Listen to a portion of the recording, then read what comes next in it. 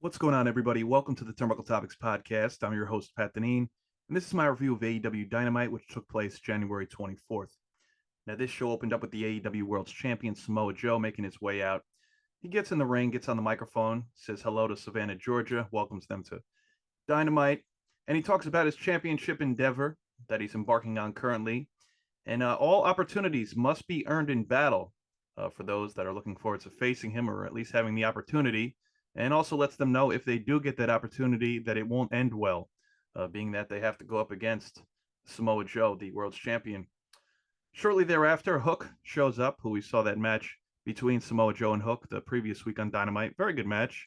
Joe really laid it in the Hook, but Hook had that presentation of the never say die attitude, and so at minimum, I think all of us could agree that we definitely show Hook respect for hanging in there with Joe the best he could. So Hook shows up. He says last week Joe won, he lost, and he shakes Samoa Joe's hand and pulls him close and says he doesn't know when or where, but he will see him again. So, I thought this was all right. I didn't think it was great. I didn't think it was bad either, but it's some sense of closure for the time being, and we'll see what happens in the future if these two are to meet. I, by no stretch of the imagination, see Hook being the one to dethrone Samoa Joe, even if we're talking months from now or towards the end of the year. I don't think that's it at all. But at minimum, I hope Samoa Joe has a lengthy reign as AEW World's Champion. Certainly deserves it. It's been far too long since he's been a world champion in any promotion. That is, definitely should have been in WWE. I think we all could agree on that. But this was all right. So Joe leaves the ring, and right before Joe left the ring, actually, Joe says he bets he will see Hook down the line, but for the meantime, rather, he should head to the back of the line, and then he calls security to get Hook out of the ring. So security gets in the ring. There was at least two or three guys. Hook then hits them with a Tazplex, and then locks on the Red Rum to one of those security guards as well. Two more security guards show up in the ring. Now, these people were said by commentary to actually work for AEW specifically, not just arena security, which we all knew. We've seen these guys week after week for quite a few years now.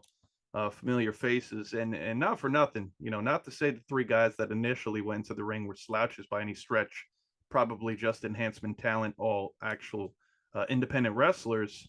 Typically, that's they bring those kind of guys to fill those roles. That's security, but the actual security for the event that got in the ring, these were some big boys. And so when Hook, kind of threw his hands at them and, basically just, fled the ring after that, saying it's kind of not worth my time. I don't know about that. I like Hook, and typically I like his chances, but especially that one guy, if you know what I'm talking about, the bald guy who's usually by the, if you're staring at the entranceway of Dynamite, to the right side of the ramp. He's a big boy, so I don't know if Hook really wanted to take that chance, run that risk, and venture down that alleyway. So I think he made the best decision possible, leaving the ring, not having to deal with these two men who actually are security for AEW. And so that was the opening segment. So following that, the first matchup of the night, we had Hangman Adam Page versus Penta El Zero Miedo with Alex Abrahantes, as usual, comes out with the Lucha Bros or Penta, Rey Fenix, Commander even. Now, these are two incredible athletes in Hangman and Penta, great wrestlers. And this was a pretty good match, as I think most of us could expect from these two. Hangman's been on a hot streak. He's been very impressive, even in losses in the recent months to Swerve Strickland. He's definitely showed what he's all about, and he's brought this new sense of, I don't know, just seriousness to his game. Maybe it's that mustache. So the way this match wrapped up, an unsuccessful first attempt with the buckshot lariat to secure the victory. However, on the second attempt with the buckshot lariat, Hangman Adam Page got the job done, defeating Penta. Commentary made it known that he is 3-0 now, that being Hangman Adam Page in singles competition in 2024. And it is significant, being that they brought back the ranking system, which was said last Saturday on Collision, that they're bringing it back after it's been a year and a half, 2 years since they've last used it. So that's significant, and we'll see what happens from here on out. Now, post-match, you saw Hangman Adam Page jawing to Samoa Joe, who was on commentary for this match, saying, "I'm taking that from you." So obviously he's alluding to the AEW World Championship. He wants it back. It's been the better part of 2 years now since losing it at Double or Nothing 2022 to CM Punk. And to be honest with you guys, I'm completely here for this version of Hangman Adam Page. I know in the past, especially whenever I've had the associate on with me, we've been, pretty critical of Hangman Adam Page, just saying that, it was more constructive criticism, if anything, saying there was just something missing with him. There's some variable that, I don't know, that's just not making him an entire package where you can really get behind Hangman Adam Page, get excited for him. He's got great theme music, has a decent look. We know he's a great wrestler. There's just something missing, and I think that intangible is this new side of him, this hunger, right? And again, I know I joked about it a few minutes ago, but I think the mustache just worked wonders for him in the past couple of months. It's really brought something different to his character. So all the best to Hangman Adam Page in 2024. I would not be opposed to seeing him eventually take the title off Joe. Again, give Joe a lengthy reign at least into the summertime, and then we'll see what happens, whether it's at a Forbidden Door or an All Out or All In or either of those pay-per-views that come up in the summer months, early fall. Maybe Hangman could get his hands on the gold. Although a lot of us do want to see Swerve Strickland with that gold at some point in time too. So made that abundantly clear too. So moving on from this matchup, this first matchup of the night, we're backstage with Renee Paquette interviewing Orange Cassidy. He says, all right, he'll wrestle Roderick Strong at Revolution on March 3rd. He goes, that's like 6 weeks away. He said, if he wants to wait that long, fine, but he's going to keep wrestling in the meantime. He then asked Tony Khan to get some of his friends and enemies and frenemies and put them together in a number one contenders match on Rampage. He says he has to go because Trent Baretta is about to wrestle Wardlow, and, well, Wardlow is a very big guy, which him and Renee Paquette agreed to, and that was the end of that interview. So it's set. It's set for March 3rd at Revolution for that international championship. Orange Cassidy, so long as he secures that title until then, which I think we have every reason to believe that he will hold that title going into Revolution, will go up against the Undisputed Kingdom's Roderick Strong. Should be a good match, that's for sure. So next up here, backstage, we have the EVPs, the brand new Matthew and Nicholas Jackson. They have a whole new outlook, approach, demeanor, call it what you want, and they want to be taken more seriously, quite frankly. So the Young Bucks, they're being interviewed. Nicholas Jackson demands respect by being called their passport names. And Matthew says backstage morale is through the freaking roof. They fixed the catering problem, and they're here to make sure the show runs smoothly. We then see Dante and Darius Martin, Top Flight, show up. They give them crap for dressing poorly and not carrying their credentials with them. Again, they're the EVPs, and now they're being very ticky-tacky with things. And they threaten a fine next time and act like they absolutely crushed that segment backstage. And so, I don't know how to feel about this version of the Young Bucks. I give them an A for effort thus far, these past couple of episodes, for daring to be different, I suppose. For a while, people have said, same old Young Bucks. What have they done differently in 2023 than they have in 2019 when AEW basically started, or even prior to, right? New Japan, Ring of Honor. And so I understand that argument. I hear that. It was time and is time for something new for the Young Bucks in 2024. Is this necessarily what I pictured? No, it's not. Is this it? Is this the right decision, this approach to being the snooty EVPs? I don't know if this is necessarily it, but I'm willing to give it a try. We'll see where we're at in about a month or two. By, let's say, St. Patrick's Day, mid-March. We'll see if this is something that's really gaining momentum, that people are able to get behind. Can they truly enjoy disliking the Young Bucks or liking them, being that they're heels, obviously. And so we'll see what happens. We'll have to give it some time. So next up, match number 2 of the night, Trent Baretta versus Wardlow, representing the Undisputed Kingdom. All of the Undisputed Kingdom made their way out, much like Trent Baretta had his best friends with him, pun intended. Chuck Taylor, Rocky Romero, and the international champion Orange Cassidy were there. And this match, I'll be honest, it went much longer than I thought it would. This ended with a vicious powerbomb by Wardlow, getting the victory. And post-match, it looked as if Wardlow was about to inflict some more pain, some more damage. But the best friends were not having it. They got on the ring apron, looking across the ring at the Undisputed Kingdom. They had a brief stare down. The Undisputed Kingdom pulled Wardlow back. They said, let's just leave now. And no need to inflict any more damage on Trent Baretta, at least for the time being. And so that was that. And like I said, I thought this was going to be a squash, even a semi-squash of a match. Nothing against Trent Baretta. We know he could go in singles or tag or trios. But we know Wardlow's a beast, and being that he is back to being a heel since First time in a couple of years since he was with the Pinnacle and so on, alongside MJF and company. And we know that that Wardlow rather is going to be eventually put in this world title scene. Not sure when, but we know that that's going to happen later in the year. I was surprised this went the distance quite a bit. Wardlow got the expected victory. So following that match, we had Renee Paquette. As I said last week, they have her working rigorously throughout the show, throughout those 2 hours on AEW Dynamite. I give her credit. Backstage interviews, in-ring interviews, top of the ramp, you name it. Renee Paquette, she's at the top of the ramp for a sit-down interview between Deonna Purrazzo, the challenger, the number one contender for that AEW Women's World Championship, it seems, and the AEW Women's World Champion, Toni Storm, on the stage. Toni Storm made her way out with her butler, Luther, and Mariah May. I got to give AEW production credit for this. This was fantastic. They had Deonna Purrazzo come out there, typically in regular colored television, and as they've done with the timeless Toni Storm character for the past several months in the black and white, they did a split screen, so to speak, where Toni Storm and company were in the black and white, and Deonna Purrazzo was on the color television side of things. And it was really cool had they shot this whole thing. Not only was the segment good between the two ladies, that being Toni Storm and Deonna Purrazzo, but they just did a fantastic job shooting this whole segment. So Toni Storm starts off this segment. She says she has a massage booked, and she finds it to be ridiculous that Purrazzo was body shamed last week when there's so much else about her to be ashamed of, and then gives her crap for using their past friendship to try and get a title shot. She then made it clear that if Purrazzo gets in the ring, she'll twist her lips so hard she'll never eat another donut. Deonna then says she didn't come here to make friends, she came here to win the world championship. She talks about how the old Toni Storm was the best in the world, and that is the version of her that she wants to fight. So she begs her to dig deep and find that version. And if she needs any further reminder, look at her ankle, because she's sure it looks like hers. As they showed on screen, which was unbeknownst, I think, to the general wrestling community, they have matching tattoos, which is very interesting from their early days in pro wrestling.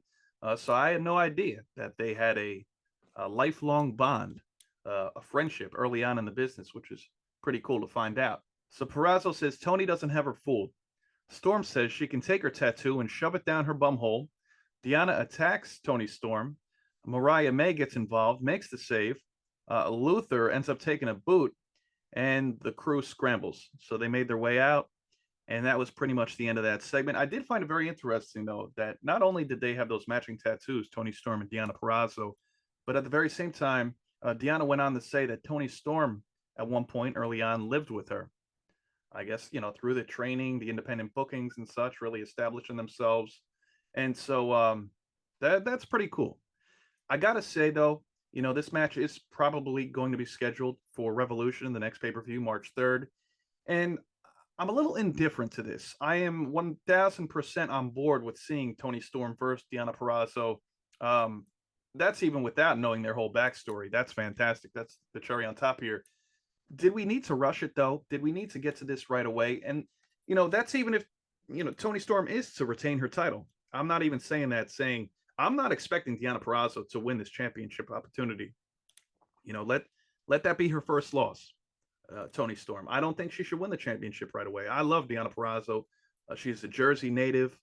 But look, you debut on January 3rd and then you become champion March 3rd. I think it's a bit much too soon.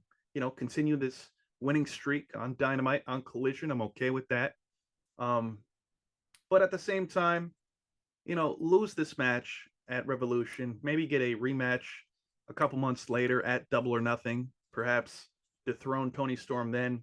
I'd be more on board with that. Also, because Toni Storm, the majority of her title reigns, this being her third, her title reigns have been lackluster, to say the least.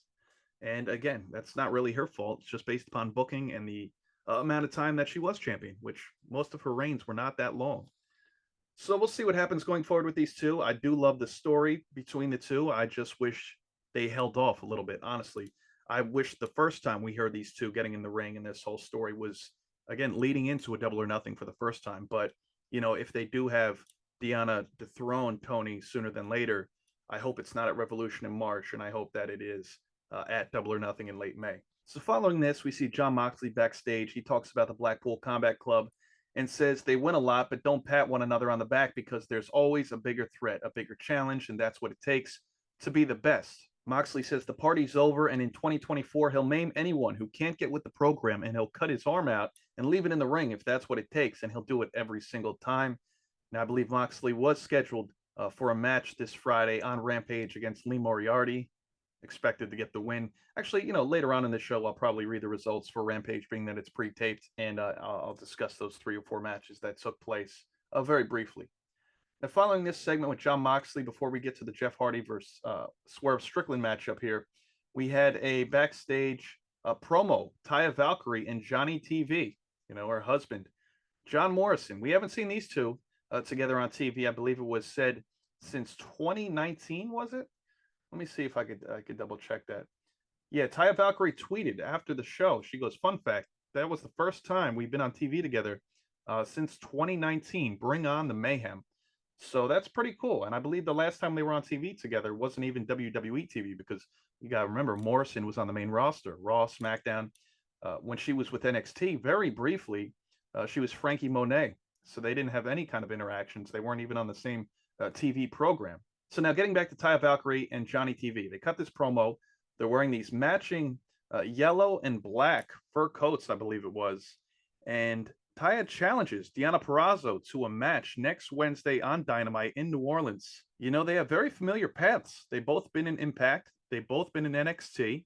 Now they're both in AEW. And as a matter of fact, they had a match not too long ago. What was it? I want to say a title match at that, May 7th, 2022, in Impact Wrestling at Under Siege. There was a 10-minute bout where Taya Valkyrie defeated Deonna Purrazzo by pinfall, and it was for the AAA Championship. So, yeah, they have a lot of history together. Again, both former Knockouts champions in Impact. So this should be a good one. This match was made official shortly thereafter. Again, it is for next Wednesday on AEW Dynamite. So that should be a good one between Deonna Purrazzo, Taya Valkyrie. It's good to see Taya Valkyrie on TV, and John Morrison for that matter. It's been a while. I was thinking the other day, where have these two been? It's been quite some time. So next up, Swerve Strickland with Prince Nana versus Jeff Hardy with his brother Matt Hardy. Now look, Jeff has had some singles opportunities lately. Good for him, even though they've been a few losing efforts. It's nice to see him in singles action, doing what he can do towards the end of his career. Why not, right? So good for him. I believe it was on Rampage last week, I want to say, where he had a decent match with Darby Allin. Of course, he took the loss in that bout. But anyway, leading into this match, Jeff Hardy not holding back per usual. Jeff had a brief comeback towards the end of this match with 3 consecutive jawbreakers. And it looked like he was, maybe going to shock the world, so to speak.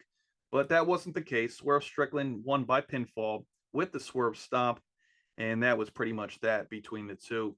So this match was as good as it could be for Jeff Hardy in 2024. Make of it what you will. So we're backstage with Renee Paquette. She's about to interview Hangman Adam Page.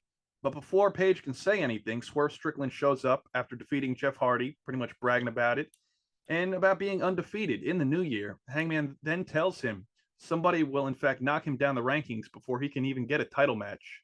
Renee goes on to tell both Swerve Strickland and Hangman Adam Page that next week they will be in dealer's choice matches where they will choose one another's opponents. I find that to be interesting. I don't believe there's been any hints as to who either of their opponents will be. I would like them to just surprise us on Dynamite, to be quite honest with you. I don't want to see any graphics leading up to the matches. Leading up to the show, rather, next Wednesday. They already promote enough stuff from show to show, just like we're going to see Taya Valkyrie, Deonna Purrazzo. That's certainly a reason to tune in. I'm sure they'll have a few other match graphics as well. So, leave something to the imagination. There's no need to spoil that surprise for us. And I don't recall them doing anything like this at all in AEW the past 4+ years. They've had this promotion, a dealer's choice match. I think that's kind of cool. So I wouldn't mind seeing that time to time in both the men's and women's division. So here we are approaching 9:20. You know what that means. Must be time for an AEW women's matchup. We have Thunder Rosa versus Red Velvet. I think this one got started. The bell rang around 9:18 to be specific. Now, this is Thunder Rosa's first match on AEW Dynamite since 2022. She made a return a couple of weeks ago on AEW Collision. She's been featured on, I believe, Rampage as well. and she's got quite the win streak going for her, at least 3 or 4 in singles and tag action. Good for Thunder Rosa. I enjoy her, as I made it abundantly clear, especially the last month or so since Red Velvet returned. Uh, well, Red Velvet's been back, I think, since actually October, November. Time's flying. Either or.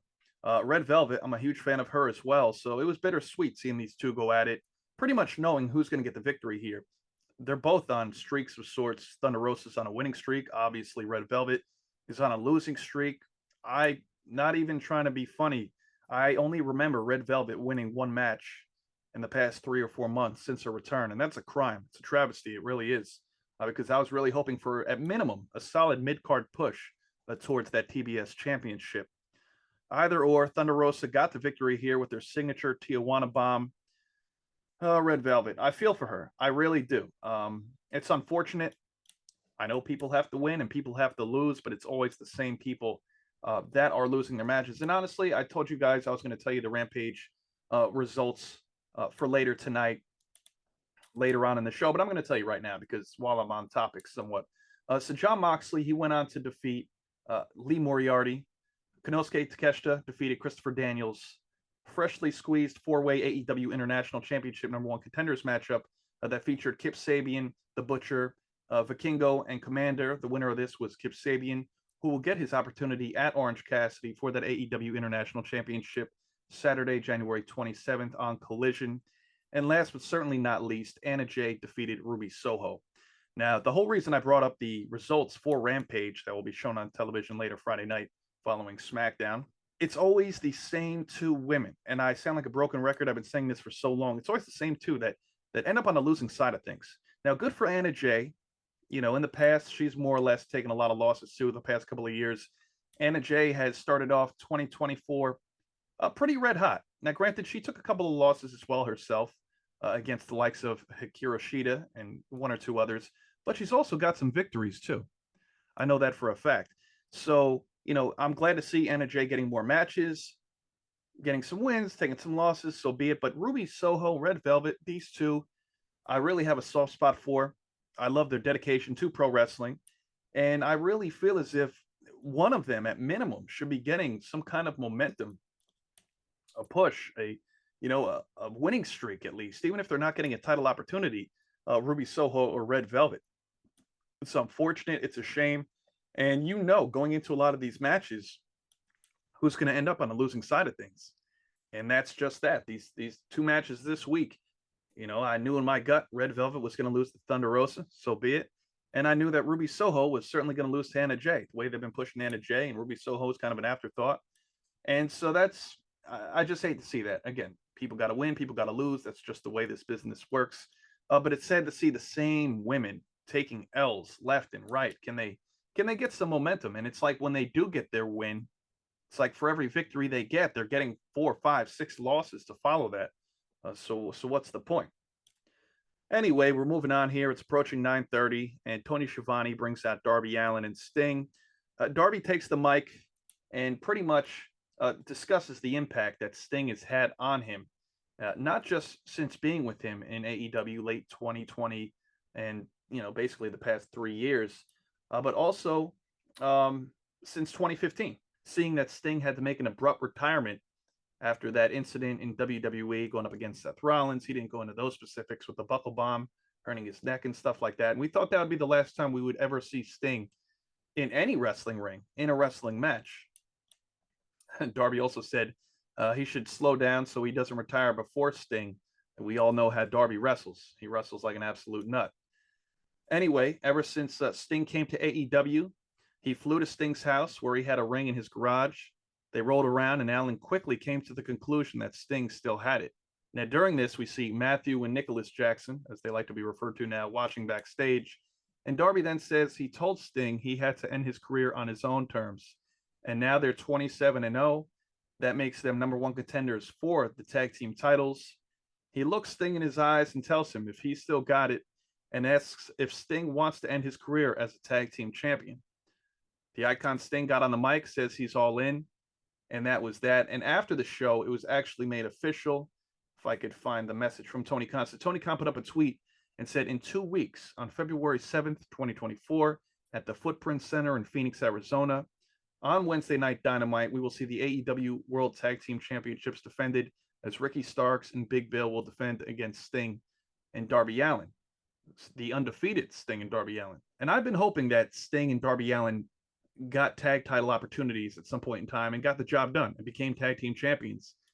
And I was thinking, what better way for Sting to end his career than as a tag team champion? Now, the way it looks is I would assume that they're going to defeat Ricky Starks and Big Bill on Dynamite in 2 weeks, become tag team champions, hold those titles for the better part of a month, go into Revolution on March 3rd at the Greensboro Coliseum, and defend them against what's likely to be the Young Bucks, right?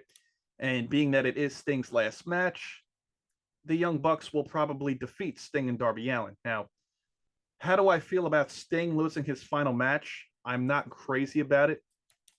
I'm really not. And plus, that'll be their first loss as a tag team. However, I love the fact of Sting and Darby Allin walking in as the AEW World Tag Team Champions, walking into his final pay-per-view as a tag team champion. So glass half full. I do appreciate that. Best case scenario for me, Sting and Darby Allin defeat the Young Bucks or whomever it is presumed to be at their at his final match, and he goes out as a champion. Now Darby could either find a replacement partner, which I know he wouldn't. They would then, I guess you could say, relinquish the titles, go out on top, so to speak, on behalf of Sting. And that is how I would like to see it. And then, you know what? Have a tournament for the tag team titles. If there were any time to relinquish a title or have a tournament for these vacant championships, now would be the time. This would be acceptable, being that Sting was the champion for the better part of a month. He won the titles in February. He defended them in March, and it was successful. He's leaving out on top, going out on top as a champion, and now we're going to have a tournament for these vacated AEW World Tag Team Championships. So that is something that I would like to see. I don't know how you guys feel about it.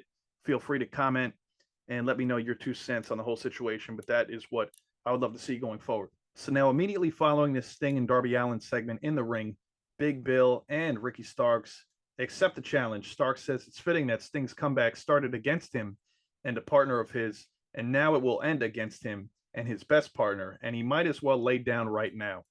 So we'll see about that. I think Sting and Darby will get the job done. All right, so next up, we have the Mogul Embassy's Gates of Agony and Brian Cage. First, the Acclaim's Anthony Bowens, Platinum Max Caster, and Daddy Ass Billy Gunn. I believe the AEW World Trios Championships were on the line for this one. Pretty good match. And by the way, ringside, we had the new Ring of Honor 6-man World Tag Team Champions, that being Switchblade Jay White and the Guns, Bullet Club Gold. And so it looked like the Bang Bang Scissor Gang, as they call themselves now, the Acclaimed and Daddy Ass, alongside the Bullet Club Gold. They formed this alliance of sorts, and we saw this throughout the later stages of this matchup. At one point in time, towards the end, we saw Bishop Khan, who was set to use a steel chair on Billy Gunn, but Jay White got on the apron. He almost slipped off the apron while taking the chair from Bishop Khan. And meanwhile, on the opposite side of the ring, we saw the Guns, both Austin and Colton, take out Prince Nana off of the apron, who was, attempting to distract the referee while Bishop Khan was going to strike Billy Gunn with that chair, but neither of which happened. And so again, the Guns took Prince Nana off the apron, put him through a table by the timekeeper's area. We see a Famouser by Billy Gunn, the Arrival by Anthony Bowens, and then finishing that up was a mic drop by Max Caster, pinning Bishop Khan, I believe it was, to get the win here to retain their AEW World Trios Championships. This was a lot of fun. It's fun seeing this alliance between the two, being that we see Bullet Club Gold and the Acclaimed and Daddy Ass finally on the same page. And so they got in the ring. I believe they did the whole scissor bit, and the crowd was thrilled to see that. Now, following this match, we got to see a video package for the returning Serena Deeb, who is set to be back in action on AEW Collision this Saturday night. I don't believe they mentioned who her opponent is going to be, but glad to see her back. It's been the better part of, a year and a half, and we found out she had some medical issues going on, so glad to see she's back, healthy, and that's the most important thing, and that we'll see her back in the ring. Definitely a significant part, a veteran in the game, in AEW and the women's division for sure. So now we have the main event, the Rated R superstar Adam Copeland going up against Minoru Suzuki. This is one of those matches we thought we'd never see, talking about Edge here, who spent his whole career pretty much in WWE, 25 years. And so here we are. Now, early on, Copeland ran Suzuki through the barricade on the outside. That was pretty nasty spill. Now, I love how Copeland is being utilized in every which way. One week it's against Griff Garrison and Lee Moriarty. And the next week it's against Christian Cage, longtime best friend and rival, and Minoru Suzuki. Again, matches we never thought we'd see in any which way. So again, for Griff Garrison, Lee Moriarty, these are dream matches for them, I suppose. People they grew up watching. And again, Edge gets to go, or Adam Copeland now gets to go up against Christian Cage, longtime rival in WWE. They started together in the very beginning when this was all just a pipe dream. And here we are. So he's going up against Suzuki here. This was a brutal match, as I'll get to in a minute. Adam Copeland did allude to that post-match, saying that this was a rough one, to say the least. Although Copeland pinned Minoru Suzuki after hitting the kill switch, the finishing maneuver of Christian Cage. Now, the funny thing here is Christian Cage, they panned to him backstage, looking on in disgust. Obviously, Copeland getting the victory and using his finishing maneuver. The internet, as we all know, is undefeated. Now, somebody pulled up on Twitter following this match saying AEW recycled Christian Cage's shot from Collision last year, right before All Out. And they said he wasn't actually there backstage for AEW Dynamite. Now, that seems to be true, because not only is it the same clip, but somebody found the clip from, I'm assuming, August, from All Out, where it has the graphic, where it shows Darby Allin going one-on-one with Luchasaurus, and then they show the refreshed clip, the refined clip, the same one that they used this past week on Dynamite. He's in the same area, right, with the monitor, the same backdrop, same red blazer, black turtleneck, and so they were called out. You know, AEW was called out. I'm sure Tony Khan and company did not expect the AEW faithful, the pro wrestling fan, to find this clip from this past August and see that it was resurfaced in footage a few months later, but it is the very same clip. So I did find that to be funny. Not something I caught. I feel like most of us fans didn't notice and wouldn't have recognized, and that's why he made the attempt to, recycle this clip. But there's always somebody out there that's watching. So I was in amazement when I found that on the internet. And so that was pretty much that, though, as far as this match was concerned. Now, again, post-match, Copeland gets on the microphone and says, "I've never been hit that hard in my life." So respect to Suzuki. Copeland then extends his hand to shake the hand of Minoru Suzuki. Suzuki gets up, shouts at him, then exits the ring. And Copeland was funny about it. He said, "Well, honestly," he said, "I kind of expected that. If he were to shake my hand, I would have kind of been disappointed, because that's just not how he rolls." And so that was that. He then proceeds to say that was a war that Christian Cage knows nothing about. And he proceeds to say, "Christian, I'm still coming for you and that TNT championship." And that was pretty much the end of AEW Dynamite. So that was that. I enjoyed the show. Thought it was all right.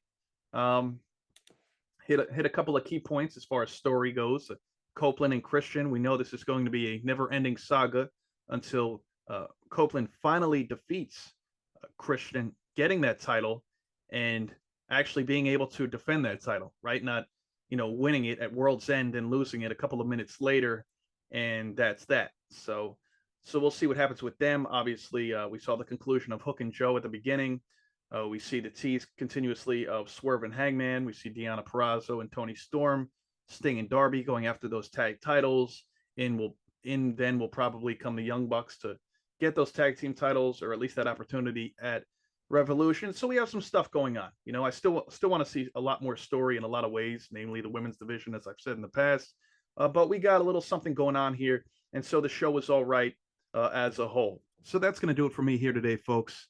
Thank you, as always, for tuning in to the Turnbuckle Topics podcast. That's my review of AEW Dynamite from January 24th. And thank you for listening. I'll catch you next time.